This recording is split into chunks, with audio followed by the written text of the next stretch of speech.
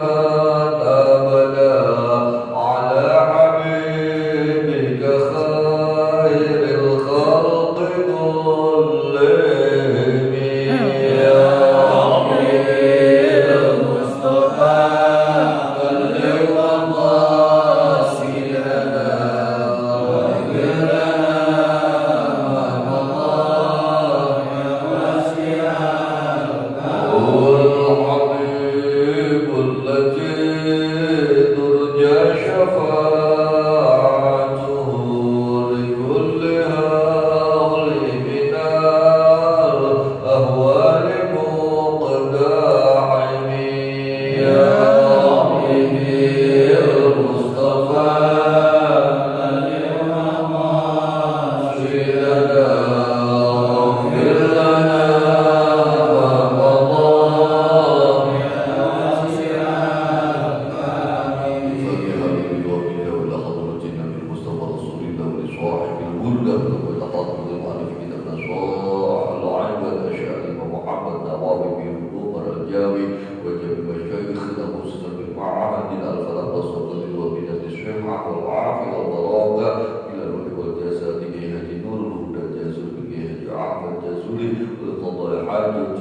وحاجتكم من حوائج الدنيا والآخرة خصوصا بالبركة والمنفعة مجلسنا من يومنا هذا إلى يوم القيامة.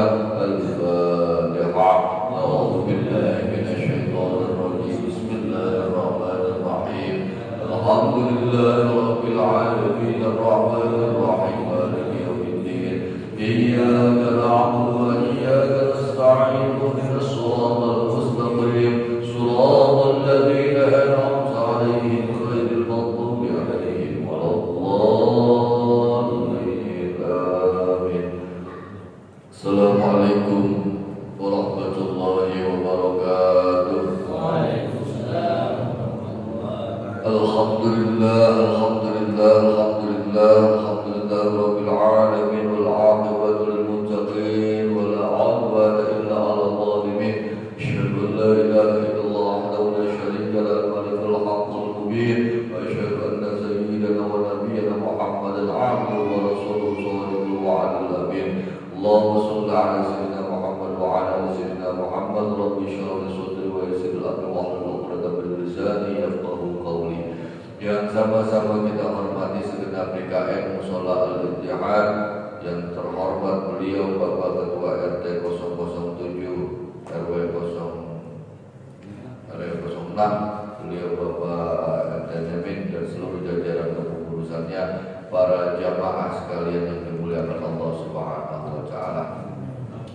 Bismillahirrahmanirrahim. Qala al-mu'allif rahimahullah nafami wa bi ulumi fid dar amin ya rabbal alamin wal maqalat la tudabida wal khamisatu kamili wa iku an ali istadid riwayat kisah Sayyidina Ali radhiyallahu anhu wa karrama wajhahu inna min na'imid dunya yakfikal islamu ni'matan inna min na'imid dunya teman setune iku setengah saking bila-bila kenikmatan dunia yakfika nyukupi ing sira apa al-Islam apa nikmatan fa inna Allah ni'amillahi ta'ala mongko krana temen setengah luwih agung bila-bila nikmati Allah lil 'abdi maring kaula hamba iku ikhraj oleh ngetokake Allah Subhanahu wa taala maring abdul adam saking ora ana ilal wujudi maring wujud atau maring ana wa ikhrajihi lana oleh ngetokake Allah ing abdu min dhulumatil kufri saking petenge kekafiran dan oleh islami tumeka maring padange Islam. Hadirin para jamaah, kita sampai kepada nasihat. Kembali nasihat ini diriwayatkan atau disampaikan dari Sayyidina Ali karramallahu wajhah bahwasanya ketika berbicara nikmat, anugerah, suguhan atau kepemilikan apa yang kita punya, maka Sayyidina Ali karramallahu wajhah memberikan peringatan dan pemberitahuan kepada kita bahwa sungguh nikmat terbesar Allah adalah iman dan Islam. Ayo sekarang kita hitung-hitungan, Pak. Kenapa di dalam benak kita selalu yang ada bahwasanya nikmat itu materi? Kenapa selalu kita biasanya baru mau berucap alhamdulillah ketika ada penerimaan yang bersifat materi atau fisik atau ada bentuknya.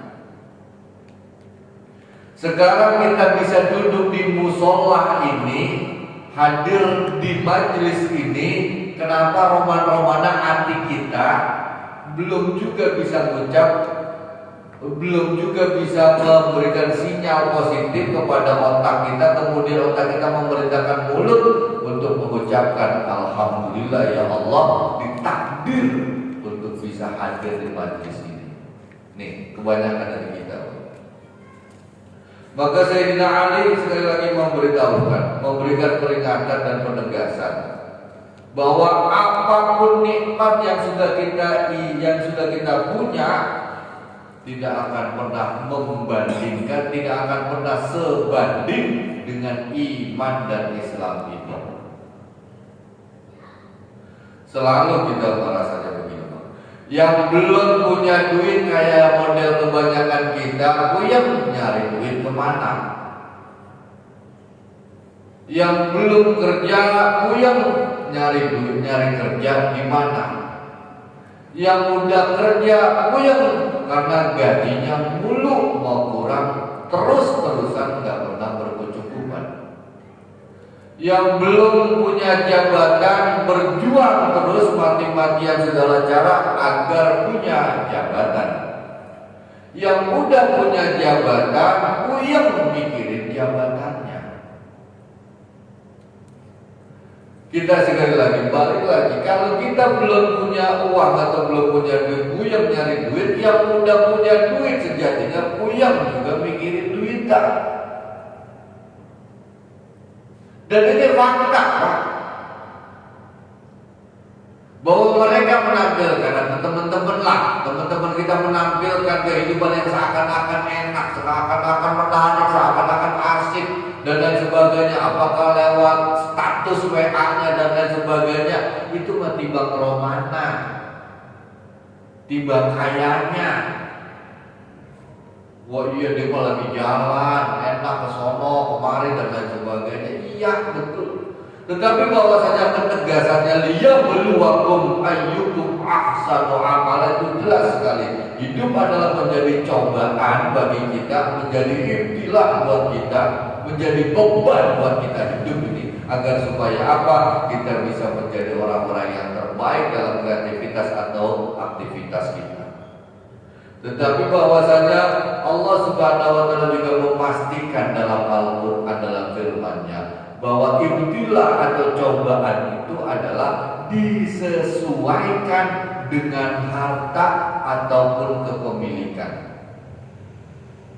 Sekali lagi, Pak, cobaan atau permasalahan dan problematika dalam kehidupan kita, makin banyak harta maka makin besar cobaan.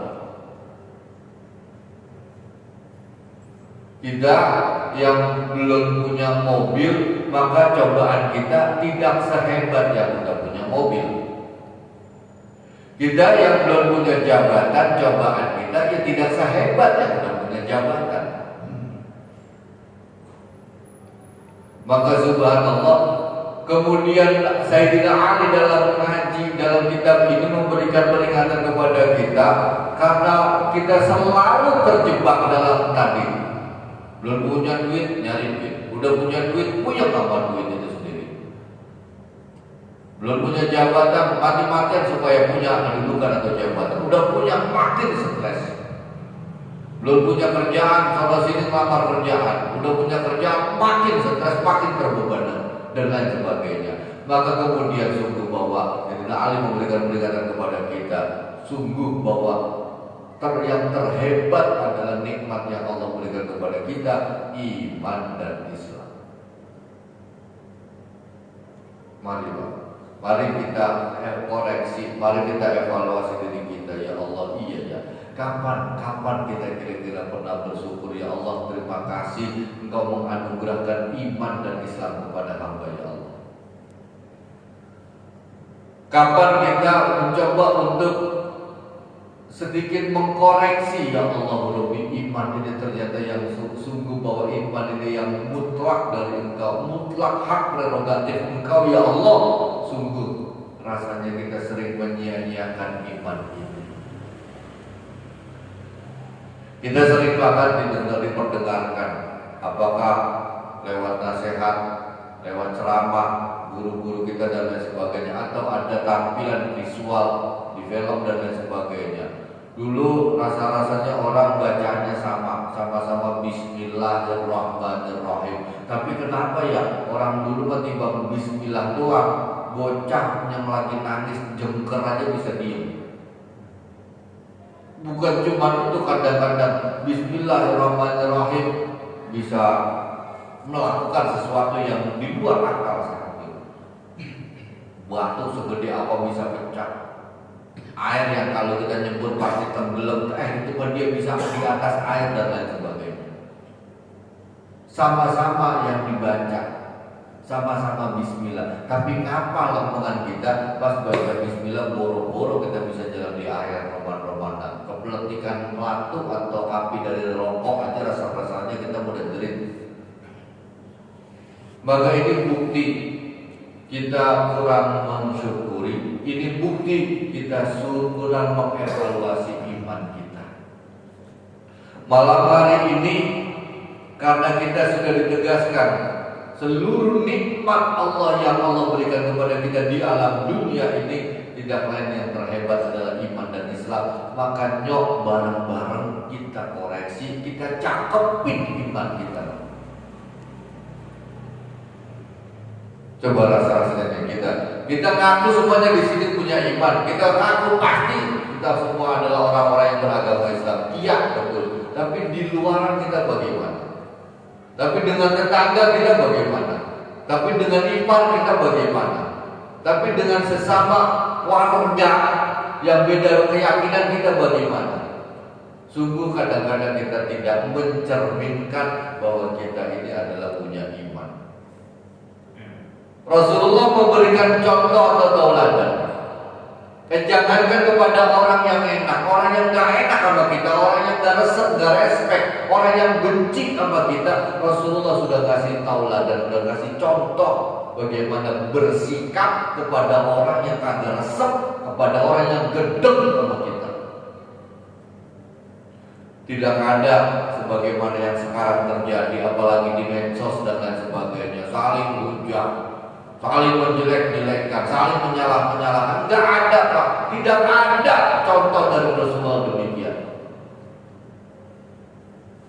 Maka subhanallah, mari selalu dan selalu Al-Fakir untuk mengajak dan mengingatkan. Ketika mau berangkat kemana aja, ya Allah, saya niat silaturahim dan mensyukuri iman dan Islam ini.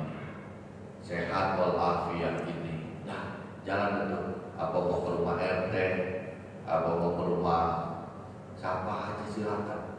Mau kerja juga begitu. Ya Allah, saya niat silaturahim. Jadi semua orang yang kita temui pada hari itu, setelah kita keluar dari rumah, maka itu kemasannya atau statusnya adalah silaturahim yang terjalin, yang kita jalin. Dan statusnya adalah bahwa kita sedang mensyukuri iman dan Islam sehat walafiat. Sungguh Bapak, para jamaah sekalian, bahwa sehat ini ada batasnya, ada stoknya, ada limitnya. Sekarang kita masih berusia muda, ya walaupun enggak muda-muda banget, tapi belum tua, belum tapi tua-tua banget. Makan apa aja masih enak, iya. Tapi nyok kita tanya, Pak Haji, mungkin ada batasan makan ini roman-roman udah kurang enak. Ada teman kita, kemana orang ada kok kagak, yang kalau dikasih kacang dia menjadi malah marah meminta begitu. Padahal emang makan ada hanya kacang doang. Buset, lu ngilang gua, mentang-mentang gigi gua udah kagak. Subhanallah, itu pembatasan. Oleh karenanya waktu, kesempatan hidup di alam dunia dipakai maupun gak dipakai pasti nyampe kepada limit, pasti nyampe kepada batasnya. Sayang sekali hadirin para jamaah ketika kita tidak menyadari dengan kegiatan kita nggak perlu harus ekstrim berubah. Cukup kegiatan yang sehari-hari itu diniati. Mau pergi kerja, apalagi ya Allah saya dia silaturahim dan saya lihat tolakul halal ya Allah, menjemput rezeki yang halal dan itu merupakan kewajiban buat kita. Maka kerja kita yang bertahun-tahun itu pahalanya adalah mencari atau memperjuangkan rezeki yang halal. Subhanallah. Kenapa kok disebut bahwasanya iman dan Islam itu adalah Allahul Ni'am? Karena nikmat Allah yang terbesar bagi hamba adalah ikhrajuhu lahu minal adami ilal wujud. Allah mengeluarkan atau memproses kita dari awal yang gak ada menjadi ada. Coba dulu. Sekarang kita dulu tahun 50 saya dan orang-orang pantaran saya belum ada. Tahun 50, tahun 60 belum ada. Saya dan pantaran saya baru ada di tahun 70-an. Dari belum ada sampai ada, kalau ngomongin waktu atau durasinya, banyakkan mana kira-kira? Banyakkan nggak adanya kita.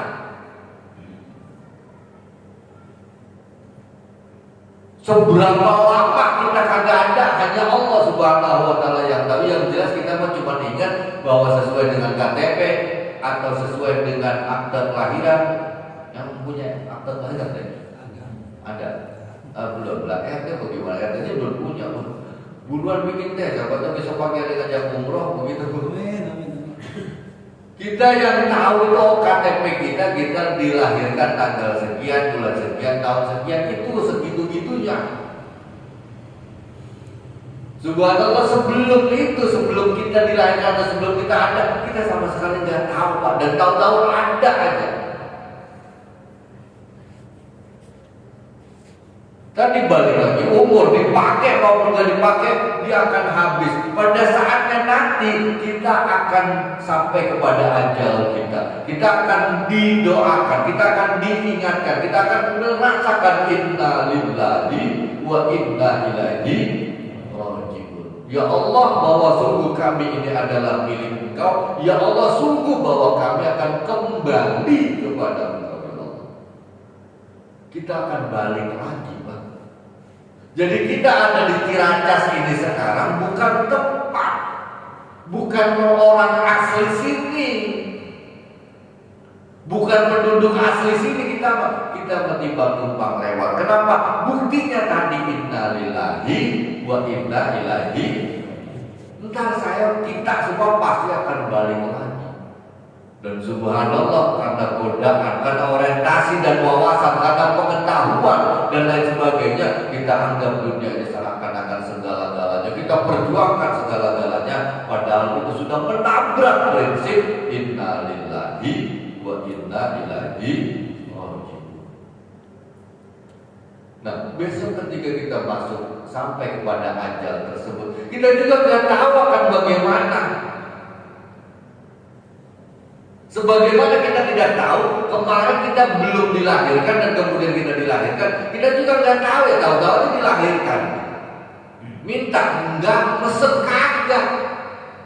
Ya mati juga begitu. Ketika kita nanti dimatikan oleh Allah sama, ya udah waktunya, ya udah waktunya.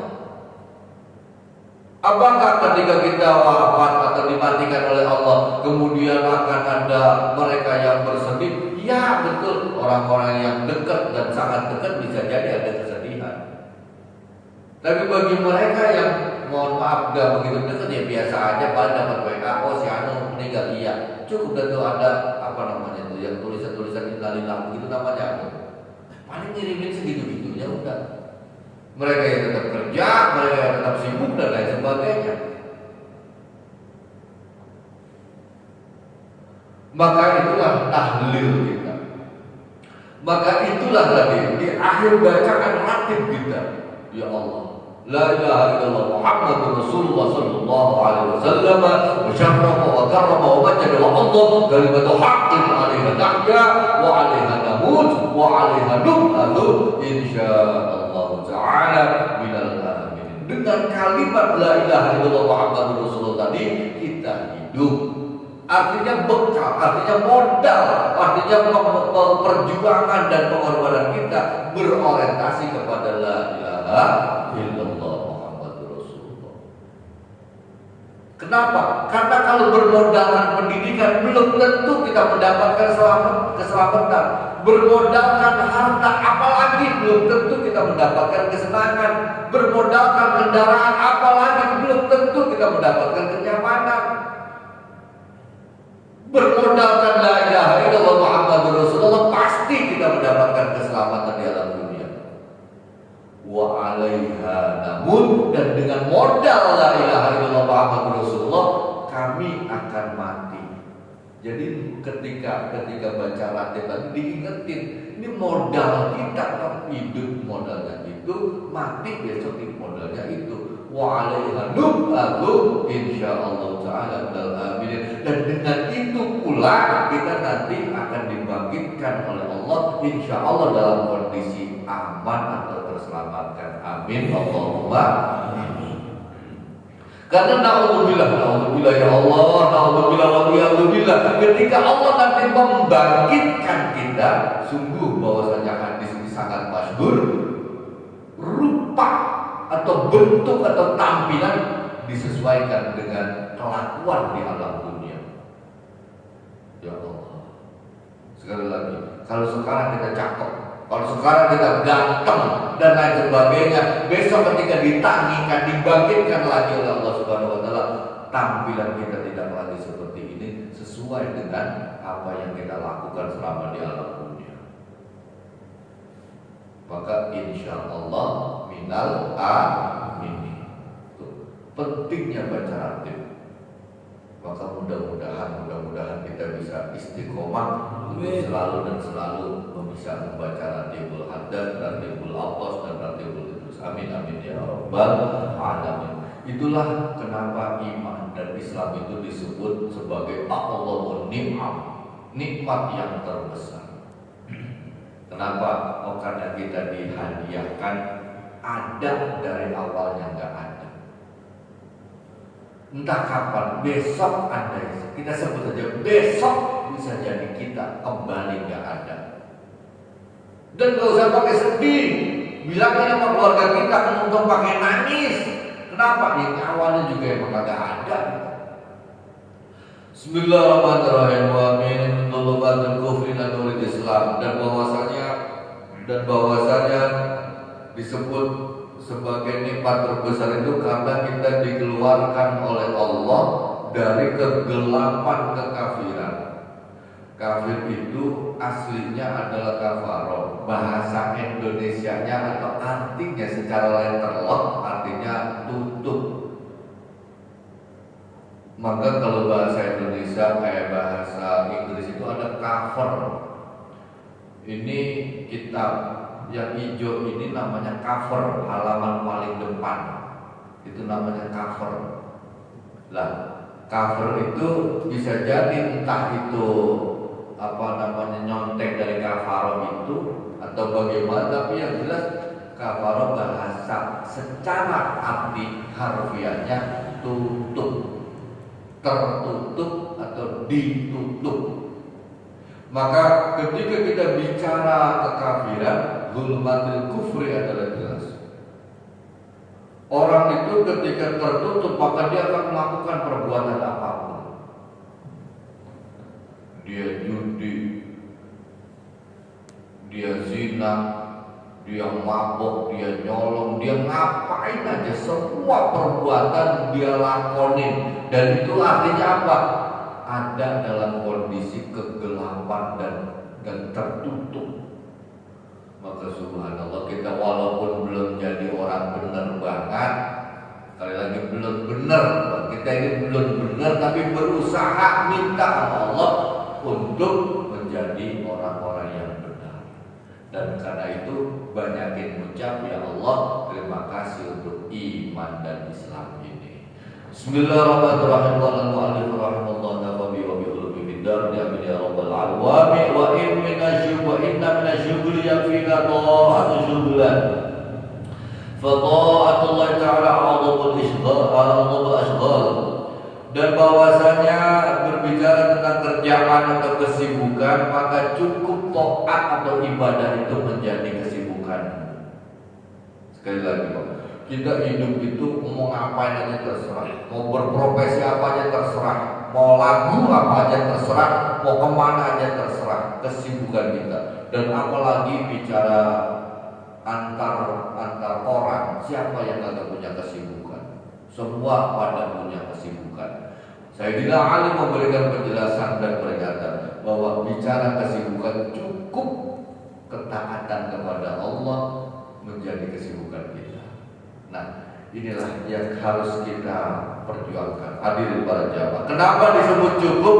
Karena target dengan tanda kutip target orang yang mengaku beriman ataupun yang harus kita sampai kepada kondisi atau situasi dari iman tersebut adalah kita mampu merasakan halawatul iman. Apa itu halawatul iman? Manisnya, enaknya iman. Sayyidina Ali radhiyallahu anhu itu terbunuh atau dibunuh ketika sedang sholat.